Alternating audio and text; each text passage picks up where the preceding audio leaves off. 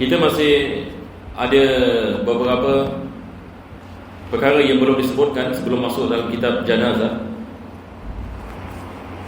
Pada minggu yang lepas akhir sekali kita membicarakan tentang salat jamaah, ya. Jadi salat jamaah saya rasa tidak ada masalah, tidak susah. Kita ada jamaah takdim, jamaah takhir. Penulis membicarakan tentang syarat-syarat yang bagi jamaah takdim, syarat bagi jamaah takhir. Minggu lepas saya membicarakan berkenaan dengan masalah niat. Bilakah kita niat dalam jamaah takdim, dan bila kita niat dalam jamaah takhir, bila kita niat dalam qasar, maka niatnya berbeza, ya. Dalam jamaah takdim kita boleh niat dalam solat. Bagi jamaah takhir ini kita niat pada waktu yang pertama. Pada qasar ini kita niat dalam ihram dan sebagainya. Jadi apabila kita melakukan jamak kerana safar, diwajibkan kita melakukan solat jamak dalam keadaan safar. Dalam keadaan safar. Kesilapan seperti mana saya mengatakan minggu lepas, sebagian orang dia niat jamak takhir tapi dia solat kat Singapura. Itu solat jadi qada. Ini bukan jamak. Jadi apa yang membezakan ini qada dengan jamak? Pertama sekali adalah niat jamak. Satu orang yang niat ini pada waktu pertama, itu tidak ada masalah. Perkara yang kedua yang kita harus faham adalah solat, bila kita niat solat jamak kerana safar, kedua-dua solat itu mesti dilakukan dalam keadaan safar, bukan dalam keadaan mukim. Kalau kita melakukan solat jamak dalam keadaan mukim, ini bukan jamak, ini adalah qada. Maka beza ini di antara jamak dan qada. Apa bezanya? Qada ini berdosa. Kalau satu orang ini disengaja meninggal, tidak melakukan ini solatnya pada waktunya, maka dia akan menanggung yakni dosanya. Jadi penulis Fathul Mu'in, beliau banyak membicarakan tentang syarat ini. Kalau kita lihat apa yang disebut oleh beliau banyak menekankan kepentingan melakukan salat jamak dan qasar dalam keadaan yang membolehkan kita melakukan jamak dan qasar. Yakni dia memberikan misal, kalau sekiranya seseorang itu dia musafir dalam perjalanan, dia nak pergi Kuala Lumpur misalnya, dia nak pergi Kuala Lumpur, tetapi apabila dia sampai JB, dia tak jadi, dia nak balik Singapura. Adakah dibolehkan dia melakukan jamak dan qasar sekarang di JB? Tidak dibolehkan. Tapi kalau sekiranya niatnya pergi ke Kuala Lumpur, tapi dia berhenti di JB, adakah dibolehkan dia melakukan jamak dan qasar di JB? Dia boleh melakukan jamak qasar di JB. Apa sebabnya? Sebab dia boleh melakukan salat jamak dan qasar disebabkan dia musafir. Selagi mana dia musafir, tidak ada masalah. Tetapi kalau dia sudah menjadi muqim, ataupun dia sudah niat nak balik ke Singapura, maksudnya dia bukan musafir lagi. Betul ke tidak? Satu orang ini misalnya, dia keluar Singapura, dia nak pergi Kuala Lumpur. Apabila JB, dia nak balik Singapura, tak jadi. Sekarang perjalanan di antara JB dengan Singapura lebih daripada 2 marhalah ke kurang daripada 2 marhalah? Kurang daripada 2 marhalah. Berbeza kalau sekiranya dia sampai Batu Pahat. Kalau dia sampai yang di Batu Pahat, misalnya dia nak pergi Kuala Lumpur, apabila dia sampai Batu Pahat, dia nak balik Singapura, tak jadi pergi Kuala Lumpur. Lepas itu dia nak melakukan solat dekat Batu Pahat. Adakah dibolehkan dia melakukan jamak dan qasar? Boleh dia melakukan jamak dan qasar. Apa sebabnya? Sebab distance yang di antara Batu Pahat dengan Singapura lebih daripada 2 marhalah. Maka kita kira 2 marhalah daripada mana dia niat nak kembali kepada tanah air, ataupun yang ini tidak jadi, yang ini untuk melakukan perjalanannya ini ke Kuala Lumpur. Ulama-ulama kita dahulu memberikan misal yang agak luar biasa. Mereka mengatakan jamak takhir ini, kalau sekiranya seseorang itu melakukan solat yang kedua, syaratnya adalah dia tidak menjadi muqim. Maka orang ini bertanya, macam mana satu orang ini dalam keadaan solat boleh jadi muqim? Boleh ke tidak? Satu orang ini misalnya sekarang dia melakukan jamak takhir, Zuhur dengan Asar, jamak takhir. Dia naik kapal daripada Penang pergi ke Singapura sebagai misal.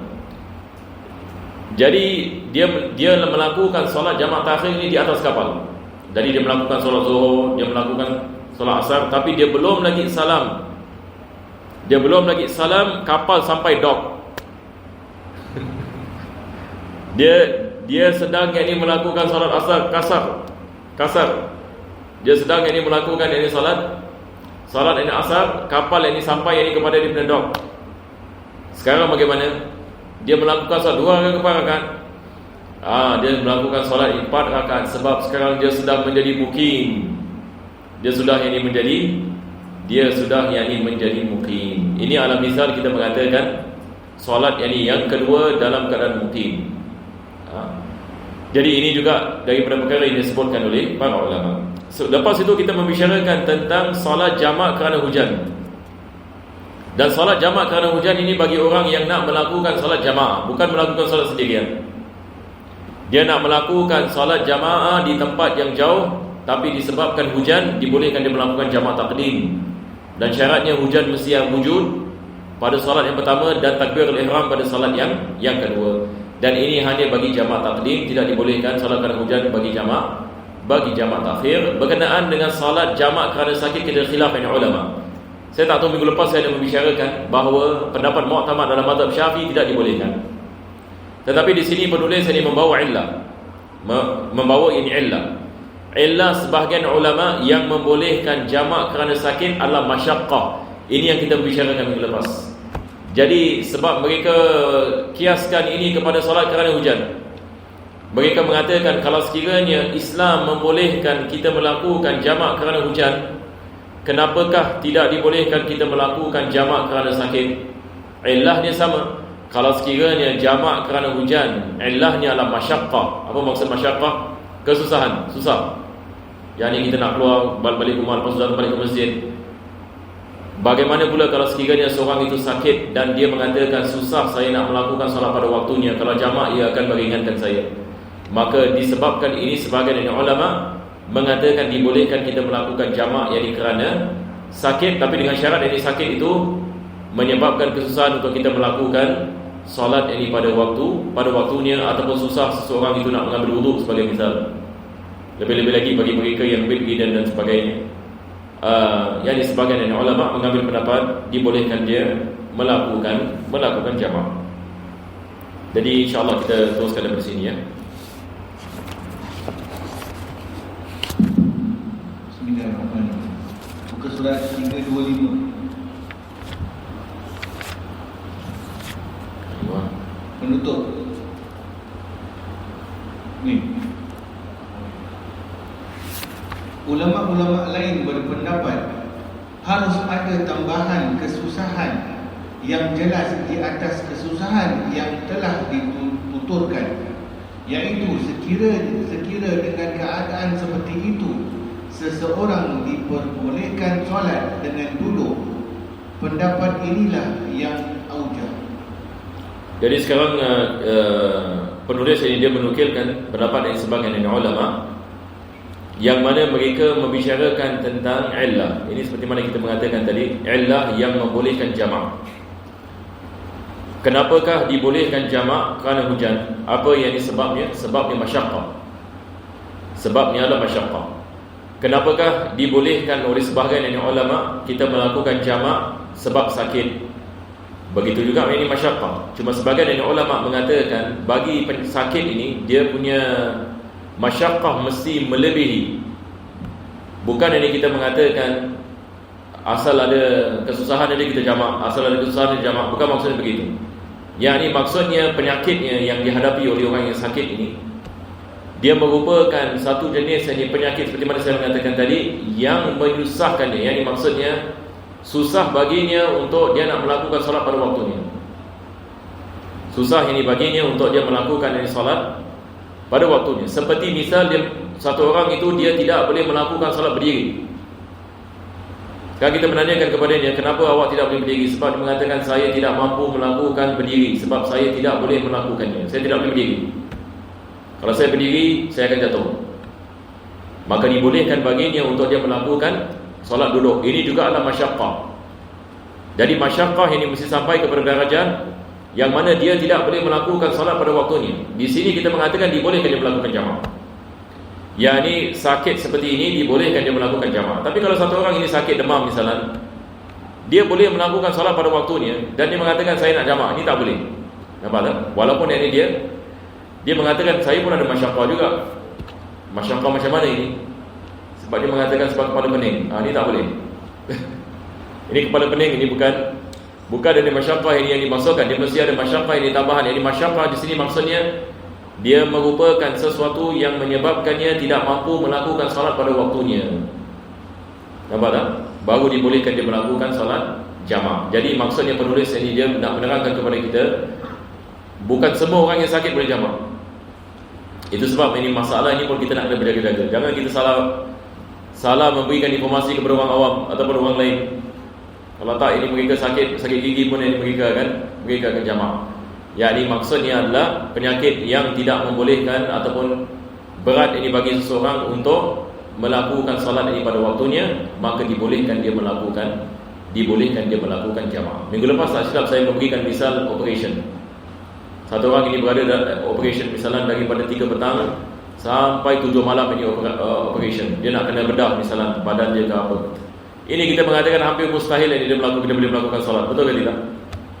Takkan kita nak mengatakan kepada surgeon nanti dah potong badan ini, tunggu sekejap, dia nak pergi toilet dan mengambil wuduk, boleh meninggal ini orang. Jadi dalam keadaan seperti ini boleh jamaah, kita tak boleh jamaah? Boleh jamaah. Boleh jamaah. Sebab sekarang dia tidak mampu melakukan solat ini pada waktunya. Jadi adakah kita mengatakan kepada ni awak qada sudah solat asar, ataupun kita mengatakan kepada ni awak jamaah? Sebagian orang yang ini mungkin dia menyangkakan, oh jamaah ini hanya bagi musafir saja, tapi dia dalam negeri, jadi awak qada sudahlah. Salah. Bukan qada, jamaah. Qada yang ini kita meninggalkan ini salat. Tetapi yang ini kita boleh melakukan jamaah. Dan kita ada hadis Nabi SAW, hadis Ibn Abbas. Minggu lepas saya membicarakan tentang hadis Ibn Abbas. Ini hadis yang sangat penting dalam Sahih Muslim, yang mana beliau mengatakan Nabi SAW melakukan jamaah di Madinah bukan kerana safar ataupun sakit. Ulama dalam mazhab Syafi'i mengatakan jamaah kerana hujan. Jamaah kerana hujan, ulama kita mengatakan masyaqqah, illah. Ya. Di sini yang mereka kiaskan ini kepada orang yang sakit. Boleh kita faham insya-Allah? Baik. Jadi masalah jamaah ini, apa yang saya ingin mengatakan adalah jamaah boleh dilakukan dalam negeri kalau keadaan yang menentu, dia boleh dilakukan walaupun dalam negeri. Tak semestinya satu orang ini musafir. Tetapi kasar tidak boleh sama sekali. Tidak ada kasar dalam negeri. Tidak ada kasar yang di dalam yakni negeri. Kasar yang khusus bagi musafir. Berbeza dengan jamaah. Boleh insya-Allah. Jadi di sini penulis ini mengatakan sekira dalam keadaan seperti itu seorang diperbolehkan solat dengan duduk. Ini adalah misal. Satu orang ini misalan dia sakit, tidak boleh solat berdiri. Solat berdiri rukun, wajib. Tapi sekarang dia tidak dapat melakukannya disebabkan masyaqqah, maka dibolehkan dia duduk. Sama yang hukumnya bagi seseorang yang tidak mampu melakukan solat pada waktunya disebabkan dia sakit, dibolehkan yang baginya melakukan jamaah kalau diperlukan. Boleh insya-Allah. Dan ini adalah kita mengatakan khilaf ini di antara ashab. So penulis mengatakan wahwal aujah. Nah, teruskan. Penutup. Guru kami dalam kitab Syarah Minhaj berkata, barang siapa mengerjakan suatu ibadah yang masih ya salam, ini kita nak kena underline, yang ni nak kena bold. Bukan saja underline, lepas dah underline nak kena bold. Nak kena bold dengan highlighter. Nanti saya terangkan kenapa. Ini daripada masalah yang kita menghadapi zaman sekarang, zaman kita ini. Lihat apa Syekh Ibn Hajar mengatakan dalam Syarah Minhaj. Ini kitab Tuhfatul Muhtaj. Minta maaf saya ni boleh baca lagi hafal. Barang siapa mengerjakan sesuatu ibadah yang masih diperselisihkan oleh ulama tentang keabsahannya, sedangkan dia tidak mengikuti. Maksud keabsahannya maksudnya tentang kesahihannya. Nampak tak? Yang ini sama ada ibadah itu sah ataupun tak, ada khilaf. Yang ini adalah misal, yang ini satu ibadah ada khilaf yang ulama tentang sah ke tidak ibadah ini. Jadi Syekh Ibn Hajar ini mengatakan kalau kita menghadapi masalah seperti ini, ayo, sedangkan dia tidak mengikuti ulama yang memperbolehkan, maka dia wajib mengulanginya sebab ibadah yang dia kerjakan itu dianggap main-main. Ni kita tak boleh main-main ini ya. Yang ni sekarang ini Syekh Ibn Hajar mengatakan kita tak boleh suka-suka mengikuti ini pendapat ini mazhab yang lain tanpa kita memahami syarat taklid. Tanpa yang kita memahami syarat-syarat ini taklid. Pada zaman sekarang ini kita lihat orang ini fatwa shopping. Dia ikut ini fatwa ini ulama Seperti mana yang dia masuk, yang Giant ke apa, dia main ambil dia daripada mana yang dia lihat. Ini boleh menyebabkan ibadah ini tidak sah. Ini yang Syekh Ibn Hajar ini mengatakan. Ada perkara yang saya lihat tidak diterjemahkan dengan betul. Jadi insya-Allah kita pelan-pelan kita nak faham apa yang disebutkan oleh beliau. Pertama sekali beliau mengatakan man adda ibadatan mukhtalifan. Kita lihat dalam bahasa Arab. Man adda ibadatan mukhtalafan fi sihhatiha. Mukhtalafan fi sihhatiha. Yani kita ada ibadah yang ada khilaf di dalamnya. Kenapa penulis Fathul Mu'in menukilkan perkara ini lepas solat jamak dan qasar? Apa sebabnya? Sebab solat jamak ada khilaf tentang adakah dibolehkan jamak ke tidak dibolehkan jamak. Ada khilaf ke tidak ada khilaf?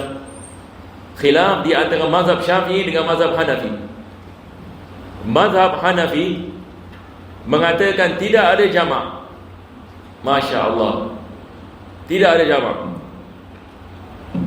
melainkan jamak dalam mengerjakan haji saja. Selain daripada haji tidak ada jamak. Jadi kalau kita musafir dengan Syekh Hanafi, jangan kita terperanjat. Dia akan solat hatta kita pergi daripada Singapura pergi ke Thailand ke ataupun lebih 3-4 marhala, dia walau macam mana sekalipun dia akan melakukan solat ini pada waktunya. Jadi dalam mazhab Hanafi mereka tidak ada jamak. Mazhab Syafi'i ada jamak. Jadi ada khilaf ke tidak ada khilaf? Ada khilaf. Maka di sini Syekh Ibn Hajar mengatakan kalau sekiranya satu ibadah itu ada khilaf tentang kesahihannya, ada khilaf ini tentang kesahihannya, maksudnya mazhab Syafi'i mengatakan boleh jamak, sah. Betul ke tidak? Mazhab Hanafi mengatakan tak boleh jamak, tidak sah. Jadi tidak boleh jamak, tidak sah. Tamam? Jadi Syekh Ibn Hajar mengatakan kalau sekiranya kita ada perkara yang seperti ini dan kita nak melakukan ibadah ini yang mana kita mengetahui ini adalah masalah khilafiyah, sebahagian ulama mengatakan ini tidak sah, maka wajib kita mengetahui syarat-syarat yang taklid dan syarat-syarat melakukan ibadah ini. Kalau tak, tidak sah ini ibadat kita. Boleh faham insya-Allah?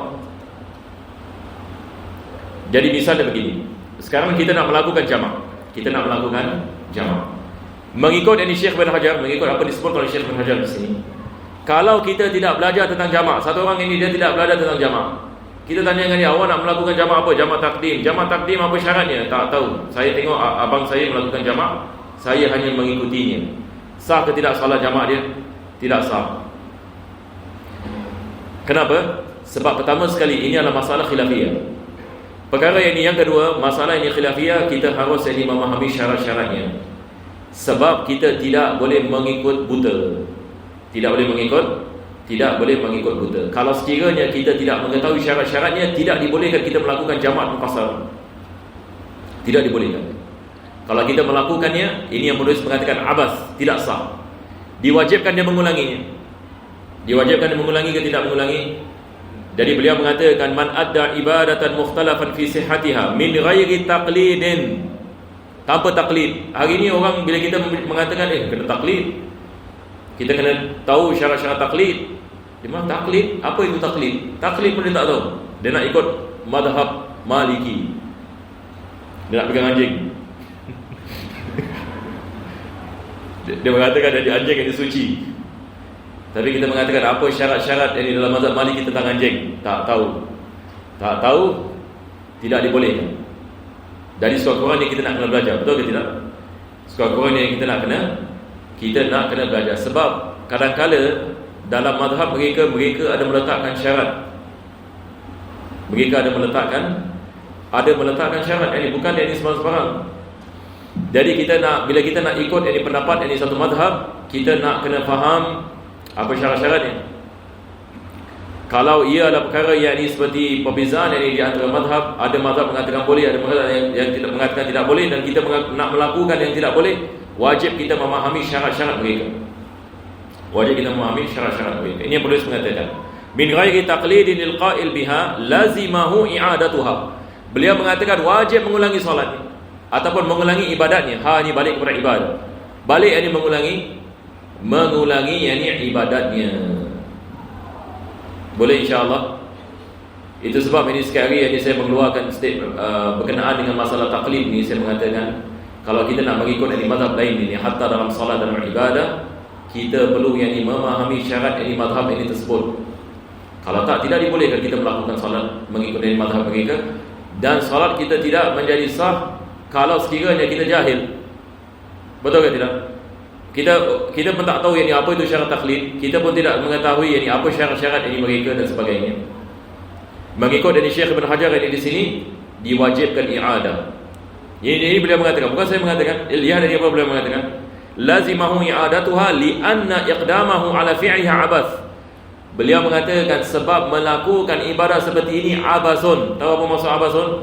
Abasun maksudnya sia-sia. Jadi terjemahan di sini lebih afdal kita mengatakan dianggap sia-sia. Itu lebih baik daripada mengatakan main-main. Sebab dalam bahasa kita main-main ni macam lain macam sikit. Betul tak? Jadi kita mengatakan main-main, bahasa yang lebih indah adalah sia-sia. Ini adalah perkataan abas. Boleh kita faham insya-Allah. Jadi ini hanya misal bagi solat jamaah. Jadi nasihat kita kepada orang adalah kalau kita nak melakukan solat jamaah dan qasar, kita nak kena memahami syarat-syaratnya baru dibolehkan kita melakukan jamaah dan qasar. Tapi hari ini kita lihat orang yang melakukan jamaah dan qasar. Cuba yang kita tanya tentang syarat-syarat jamaah taqdim, syarat-syarat jamaah takhir. Agaknya ramai dapat menjawab ke tidak? Kadang-kadang kita lihat kita musafir biasa, kita lihat ada hamba Allah yang misalnya dia tidak mengetahui apa-apa tentang jamaah dan qasar. Tapi yang dia lihat orang melakukan jamaah, dia melakukan jamaah. Dia lihat orang melakukan qasar, yang dia melakukan qasar. Maka di sini ada iskal. Itu sebab ini ulama kita mengatakan ilmu ini fardu ain, yakni bukan ini fardu kifayah. Wajib bagi tiap-tiap seorang muslim mempelajarinya. Jadi dengan ini alhamdulillah ini kita dah habis salat qasar dan jamaah. Sekarang kita akan masuk tentang salat jenazah. Nah, kalau tidak ada soalan kita teruskan insya-Allah. Jadi perkataan yang Syekh Ibn Hajar ini masya-Allah ya, kita boleh letak in bold ini dan highlight. Nah, terus ya. Dalam situasi yang macam ini, Ustaz cakap, macam mana kalau kita nak sampaikan bila diorang solat jamaah dan diorang tak ada itu. Kita nak ada hikmah. Kita nak kena ada hikmah. Jadi kita boleh menasihatkan secara umum. Kita mengatakan bagi tiap-tiap ibadah seseorang itu harus memahami tentang syarat-syarat melakukan ibadah. Kalau tidak, ibadah kita tidak menjadi sah. Jadi ini adalah dakwah kita, dakwah kepada ahli keluarga kita memastikan ahli keluarga kita mengetahuinya, kawan-kawan kita mengetahuinya. Tapi kalau kita lihat ada jamaah sedang melakukan solat jamaah dan qasar, kita husnuzan. Jadi mereka tahu syarat-syarat ini jamaah dan qasar. Jadi tak perlu kita tanya mereka, awak ni macam mana, awak tahu ke tak tahu ni? Awak nak melakukan jamaah? Kita jangan melakukan sedemikian. Tapi kalau kita lihat orang melakukan jamaah ini, kita sangat baik. Jadi mereka tahu tentang ini jamaah ini dan qasar. Tapi kalau sekiranya kawan kita misalnya kita dapat tahu dia tidak mengetahui tentang jamaah dan qasar, maka kita nasihatkan kepadanya nak kena belajar dan sebagainya. Perkara ini. Dan nak memahami syaratnya, sebenarnya saya rasa kalau satu orang syarahkan 15 minit dah cukup. Betul ke tidak? Syarat jamaah takdim, jamaah takhir, qasar mungkin 10 minit. 10 minit kira dengan ringkas. Jadi apakah syarat bagi jamaah takdim? Nombor 1, nombor 2, nombor 3, nombor 4. Syarat ini bagi jamaah takhir nombor 1, nombor 2, nombor 3. Syarat ini bagi jamaah qasar begini. Apa itu marhalah dan gini sikit lebih kurang, insya-Allah khair. Jadi dia bukan satu yang susah. Jadi kita boleh nasihatkan orang dengan baik insya-Allah. Nah, pasal tentang solat jemaah, solat jenazah. Syarat solat jenazah, solat terhadap mayat disyaratkan di Madinah. Ada yang mengatakan bahawa solat ini adalah termasuk kekhususan umat Islam, menyolati jenazah orang Islam yang bukan mati syahid, hukumnya adalah fardu kifayah. Nah, sekarang ini kita akan masuk tentang apa yang penulis ini mengatakan di sini. Faslun fi salati 'alal mayyit. Fasal yang berkenaan dengan salat ini atas al-mayyit. Dia sebenarnya al-mayt. Kita ada beza dalam bahasa Arab al-mayt dengan mayt. Al-mayyit ini maksudnya seseorang yang akan mati. Sebab dalam Al-Quran ini Allah mengatakan fa innaka mayyitun, sesungguhnya kamu mayyit. Yani mayyit ini maksudnya kamu akan ini meninggalkan yani meninggalkan dunia ini. Manakala kalau kita baca dengan sukun, maksudnya seseorang yang telah meninggal dunia. Jadi ini beza di antara kita mengatakan al-mayyit dengan mayit. Boleh insya-Allah. Tetapi kebiasaannya orang Arab ini kadang-kadang bila dalam bahasa mereka menggunakan mayit ini membawa maksud mayit, dan mayit ini membawa maksud ini mayit. Jadi pertama sekali penulis ini mengatakan wa syuri'at bil Madinah, yakni melakukan salat janazah disyariatkan yakni di Madinah. Ini berdasarkan dengan pendapat penulis, sebab kita ada khilaf berkenaan dengan solat janazah. Adakah solat janazah disyariatkan di Makkah ataupun disyariatkan di Madinah? Kenapa yang khilaf? Sebab Khadijah radhiyallahu anha, isteri Nabi SAW, dikatakan apabila beliau meninggal dunia tidak dilaksanakan solat janazah ke atasnya, dan beliau yang meninggal dunia yang di Makkah. Tetapi Nabi SAW ini apabila hijrah ini ke Madinah, ada seorang sahabat yang meninggal dunia bila Nabi SAW sampai ini di Madinah, dan Nabi SAW melakukan salat janazah di Madinah. Disebabkan Nabi tidak melakukan salat janazah di Makkah dan dia melakukan salat janazah di Madinah, di sini ulama kita khilaf, adakah salat janazah disyariatkan di Makkah ataupun di Madinah? Maka di sini penulis beliau yang mengatakan disyariatkan yang di Madinah berdasarkan dengan hadis Nabi SAW berkenaan dengan sahabat Bara bin Ma'rur. Ini sahabat ini namanya Bara bin Ma'rur radhiyallahu an. Bila Nabi sampai di Madinah dia meninggal dunia, dan Nabi melakukan salat janazah yang di Madinah. Disebabkan ini penulis yang ini dia berpendapat ini lebih kuat dari dalilnya, bahwasanya ia disyariatkan di Madinah dan bukan yang di Makkah. Selepas itu beliau mengatakan waqila hiya min khasa'isi hadhil ummah. Yang ini dikatakan, perkataan qila ini dia membawa makna lemah. Yang ini ada pendapat yang ini, tapi bukan yang pendapat yang kuat. Salat janazah ini khusus bagi umat Nabi SAW. Apa maksudnya? Maksudnya umat-umat yang terdahulu mereka tidak melakukan salat janazah seperti mana kita melakukan yang ini salat yang janazah. Ini adalah daripada pengkhususan bagi umat Nabi SAW. Ini juga disebutkan yakni oleh Syekh Ibn Hajar dalam kitabnya yakni Tuhfatul Muhtaj. Selepas itu penulis mengatakan salatul mait ay al-maitul muslim ghairi syahid fardu kifayatin lil ijma'i wal akhbar. Jadi pertama sekali beliau membicarakan ini tentang hukum melakukan salat janazah. Hukum melakukan salat janazah adalah fardu kifayah. Dan fardu kifayah maksudnya dia ada kefarduan atas masyarakat. Kalau sekiranya sebahagian masyarakat melakukannya, maka dosanya terangkat daripada orang yang lain.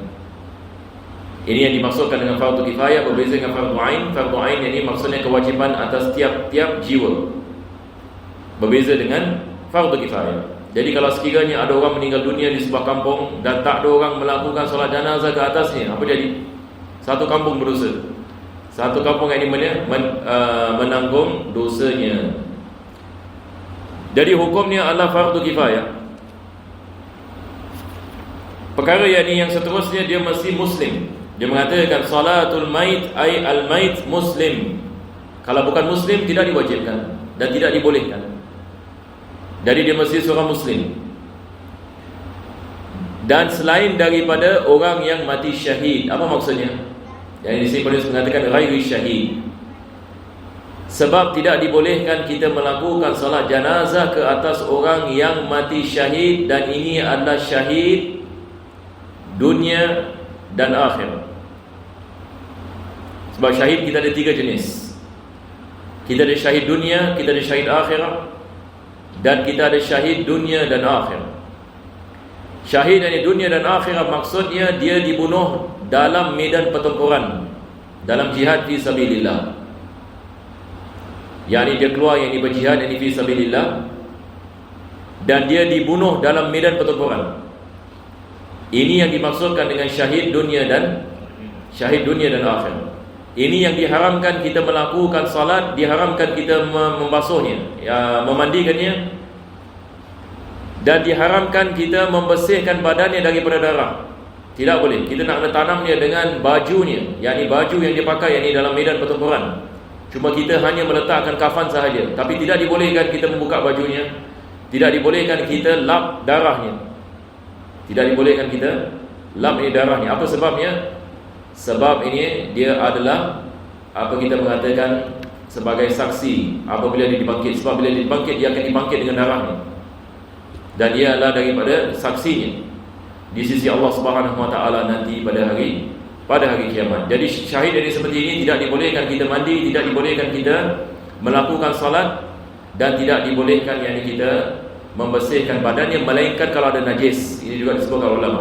Kalau ada najis yang pada badannya, maka diwajibkan kita membersihkan badannya daripada najis. Tetapi selain daripada itu, maka tidak dibolehkan. Ini yang dimaksudkan dengan syahid ini di sini. Jadi syahid dunia akhirat ini ada syarat-syaratnya. Daripada syaratnya adalah dia mesti mati dalam medan pertempuran. Berbeza kalau satu orang dah habis perang baru dia dibunuh. Ini bukan syahid.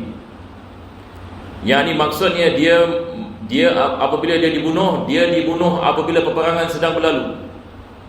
Apabila peperangan ini sedang berlangsung, dia dibunuh, maka ini baru kita mengatakan syahid. Ataupun apabila peperangan ini sedang berlalu, dia ditikam misalnya, tapi dia belum meninggal, tapi setelah peperangan dah habis dia mati. Sekarang kita menanyakan soalan, dia mati yang disebabkan ditikam dalam medan pertempuran ataupun tidak? Dia mati sebab ditikam dalam medan pertempuran, dan dia mati disebabkan tikaman itu. Ini adalah syahid. Walaupun dia meninggal dunia selepas habis selesai peperangan, tetapi disebabkan dengan kecederaan yang berlaku dalam peperangan.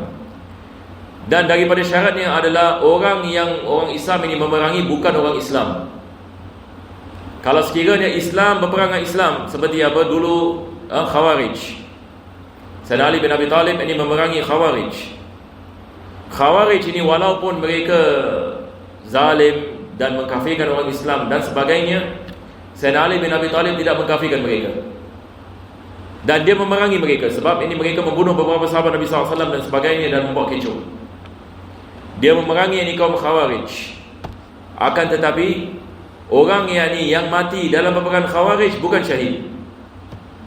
Bukan syahid. Ini adalah qitalul burah. Kita dalam ilmu fikih kita ada bab ini berkenaan dengan peperangan dengan al-burah. Al-burah ini seperti pemberontak. Ini seperti Khawarij ini dan selainnya. Jadi kalau sekiranya peperangan Islam dengan Islam dan seseorang itu dibunuh dalam medan pertempuran, ini bukan syahid dunia dan akhirat. Nampak tak? Jadi syahid di dunia dan akhirat kalau sekiranya ini peperangan yang diantara orang Islam dengan orang yang bukan Islam, yakni dan disebabkan untuk mempertahankan agama, bukan yang disebabkan politik ini dan ataupun yang disebabkan keduniaan misalnya, tetapi yang disebabkan untuk mempertahankan agama Allah Subhanahu Wa Taala, baru seseorang itu dikirakan sebagai mati syahid. Ini adalah jenis yang pertama, syahid dunia dan akhirat. Jenis syahid yang kedua adalah syahid akhirat. Syahid akhirat ini banyak sekali. Orang yang mati terbakar misalnya, syahid akhirat. Orang yang mati lemas, syahid akhirat. Orang yang mati kena penyakit yang sangat menyakitkannya, ini adalah syahid akhirat. Jadi banyak sekali. Ada 80-90 jenis syahid akhirat disebutkan oleh Syekh Bajuri dalam Hasyiah Fathul Karim. Jadi dia menyebut beberapa jenis syahid akhirat. Syahid akhirat wajib kita mandikannya, wajib kita solat ke atasnya. Walaupun dia syahid, tapi di sini wajib kita mandikannya. Dia berbeza hukumnya dengan syahid dunia dan akhirat. Yang ketiga, kita ada syahid dunia. Syahid dunia maksudnya pada zahirnya dia mati dalam medan pertempuran yang jihad fisabilillah, tetapi dia melakukannya bukan kerana Allah. Ini susah sikit sebab kita pun tak tahu ini niat manusia. Kita hanya menghukumkan manusia pada zahirnya. Kalau dia meninggal dunia, dia seorang Muslim, dia meninggal dunia ditikam misalnya ataupun dibunuh dalam medan pertempuran, dalam jihad ini fisabilillah, kita menganggapnya sebagai syahid di dunia dan akhirat. Tetapi hari kiamat nanti Allah saja mengetahui. Sebab kita ada hadis Nabi SAW, seseorang datang kepada mahkamah Allah Subhanahu Wa Taala, Allah menanyakan kepadanya, apa yang kamu telah melakukan? Dia mengatakan, ya Allah, aku berjihad ini fisabilillah. Malaikat mengatakan dusta. Sebab ini dia jihad, ini sebab nak dipanggil sebagai jago, hero. Dan telah dipanggil ini sedemikian, maka dia tidak mendapat bahagian apa-apa daripada syahidnya. Jadi ini adalah syahid yang setakat di dunia sahaja, tapi akhirat ini tidak dibangkitkan bersama ini para yakni syuhada. Tetapi kita tidak mengetahui niatnya, wajib kita tidak mandikannya, wajib kita tidak melakukan solat ini ke atasnya. Kita tidak boleh melakukan solat ke atasnya, tidak boleh mandi baginya, dan kita mengkafankannya dan menanamnya dengan bajunya. Boleh insya-Allah. Tetapi ini kita maksudkan ini akhirat ini Allah saja yang Maha mengetahui. Jadi berkenaan dengan syahid yang di dunia dan akhirat, kita tidak boleh melakukan solat jenazah ini ke atasnya. Sebabnya Allah sudah mengampunkan dosa ini. Ini adalah satu kemuliaan bagi seolah-olah Allah SWT mengatakan tak perlu kamu melakukan solat jenazah. Sebab apa? Solat jenazah ini maksudnya kita doa untuk mayit, betul ke tidak? Kita mendoakannya. Tapi Allah memuliakan yang syuhada, mengatakan tak perlu ini kamu doa, segala-galanya sudah beres. Yani aku akan ampunkannya dan azab kubur semua diangkat ini baginya. Tidak ada azab kubur ini bagi orang yang mati syahid. Dia akan diberikan kemuliaan yang besar daripada Allah Subhanahu Wa Taala. Ini adalah jenis yang pertama yang kita tidak boleh melakukan solat ke atasnya. Jenis yang kedua adalah apa yang dikenali sebagai as-siqt. Sin qaf ta. Siqt. Kalau dalam bahasa kita panggil guguran kan? Ya, sekarang ini seorang wanita, dia anak keluar daripada rahimnya. Ada tiga jenis ini anak yang keluar daripada rahim. Ini kalau anak itu meninggal dunia ya. Kalau anak itu meninggal, ada tiga jenis. Jenis ini yang pertama, bayi ini bila dia keluar daripada rahim, bayi itu hidup. Yang ini maksudnya bila dia keluar, dia menangis misalnya, lepas itu dia meninggal. Dia menangis, lepas itu dia meninggal.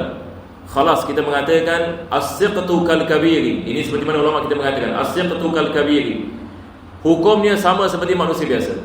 Diwajibkan kita mandikannya, diwajibkan kita melakukan salat jenazah ke atasnya, diwajibkan kita kafannya. Boleh insya-Allah. Kalau sekiranya dia keluar daripada rahim dan ada tanda kehidupan. Tanda kehidupan seperti apa? Nangisan. Ataupun gerakan, dia gerakkan tangannya misalnya. Bila dia keluar, tangan dia gerak, kaki gerak.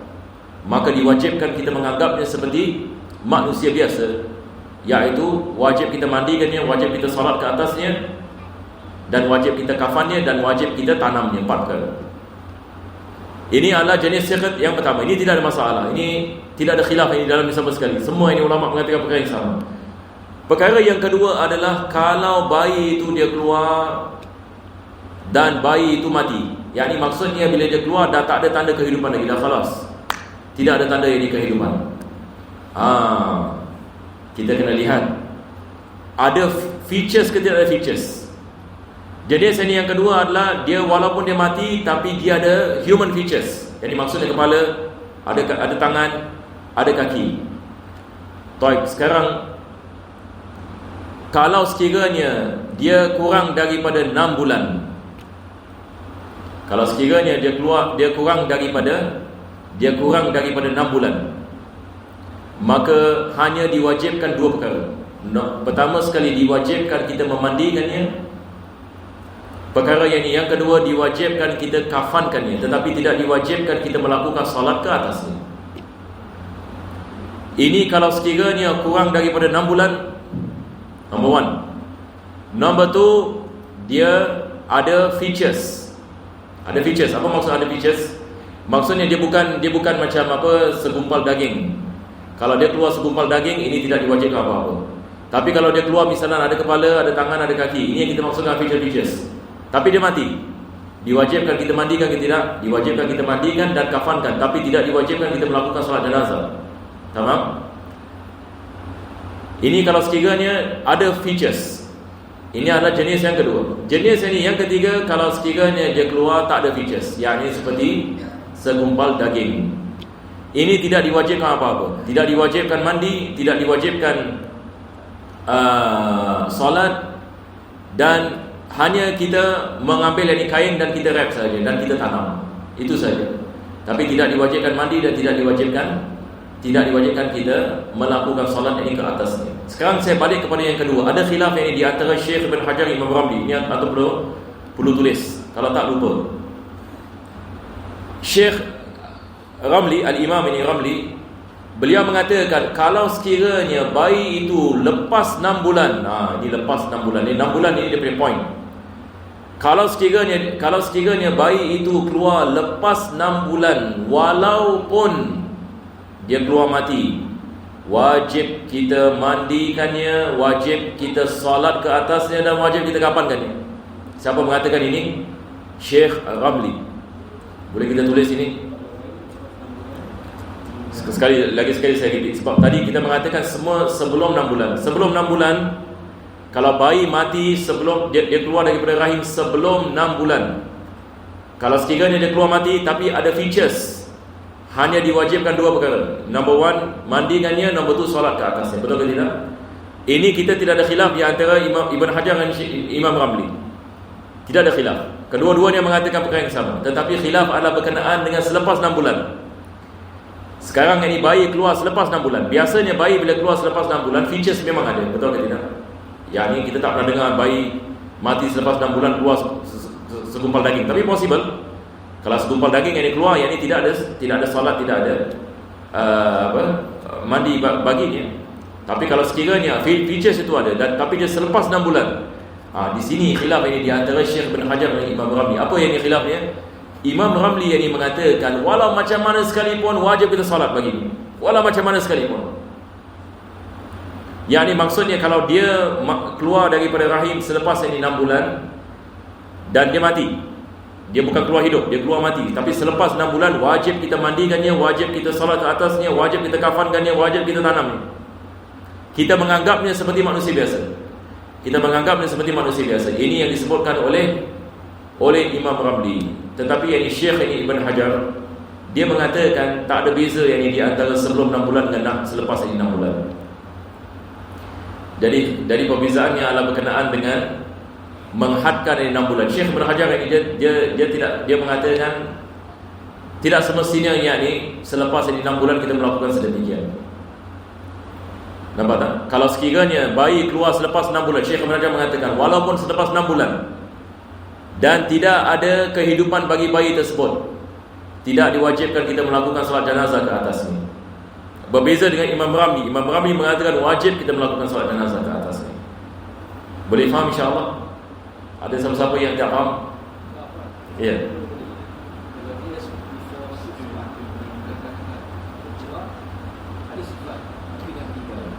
Maka untuknya mandi, kafankan, tidak ada solat, betul.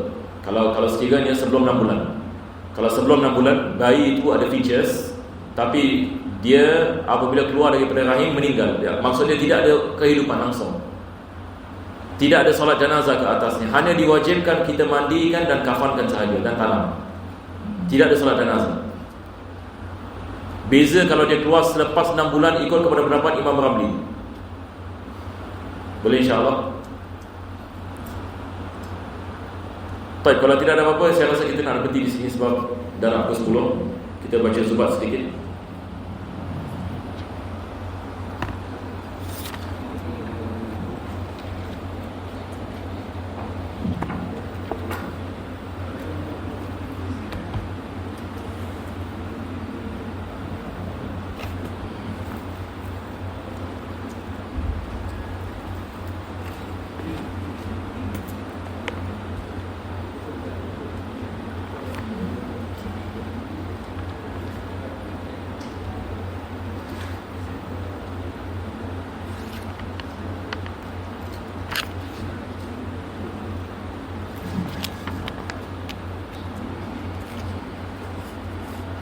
surat 84.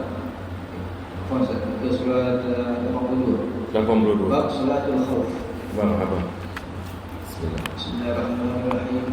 Anwa'uha thalathatun fa'in yakun عدونا في غير قبلة فاسم تحرس فرقة وصلى من يقم بالفرقة الركعة الأولى وتتم وحرس ثم يصلي ركعة بالفرقة الأخرى ولو في جمعة ثم أتمت وبهم يسلم وإن يكن في قبلة صفهم صفين ثم بالجميع أحرما ومعه يسجد صف منهما وحرس الآخر ثم حيث قام فيسجد الثاني ويلحق الإمام وفي التحام الحرب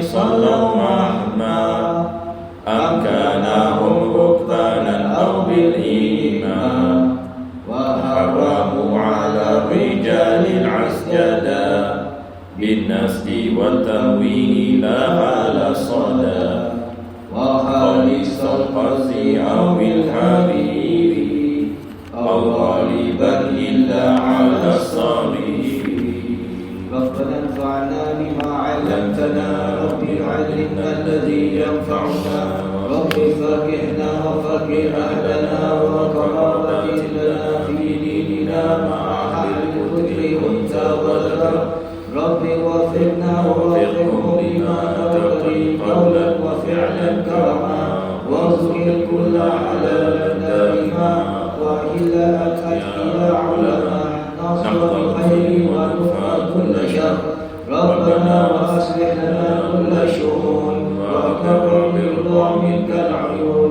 واقض عنا ربنا كل الديون قبل أن تأتينا رسل المنون واغفر واستر أنت أكرم من ستر وصلاة الله ترشى المصطفى من إلى الحق دعانا والوفاء بكتاب فيه للناس شفاء وعلى الآل الكرام شرفا وعلى الصحب المصابي الكرام اللهم اهدنا بالهدى واجعلنا ممن يسارع في الرضا ولا تولنا وليا سواك ولا تجعلنا ممن خالف أمرك وعصى وحسبنا الله ونعم الوكيل ولا حول ولا قوة إلا بالله العلي العظيم يا ربنا اعترفنا بأننا انحرفنا وأننا أسرفنا على لظى أشرفنا فتب علينا توبة تغسل بكل حوبة واستر لنا العورات وآمن الروعات واغفر لوالدينا ربي ومولودينا والأهل والإخوان وسائر الخلان وكل ذي محبة أو جيرة أو صحبة والمسلمين أجمع آمين ربي فاسمع فضلا وجودا منا لا باكتساب منا بالمصطفى الرسول نحظى بكل سولي صلى وسلم ربي عليه عند العبد وآله وصحبه عداد طش الصحب والحمد لله في البدء والتناهي فاتحة الله تقول الصلاة والدعاء وأموالنا وأهلكم وأمواتنا وأمواتكم وأموات المسلمين أجمعين أن الله يتغشى برحمة المغفرة ورحمة الله بخير وعافية ويصلح شأننا كله ظاهرا وباطنا وإلى حضرة النبي صلى الله عليه وسلم الفاتحة.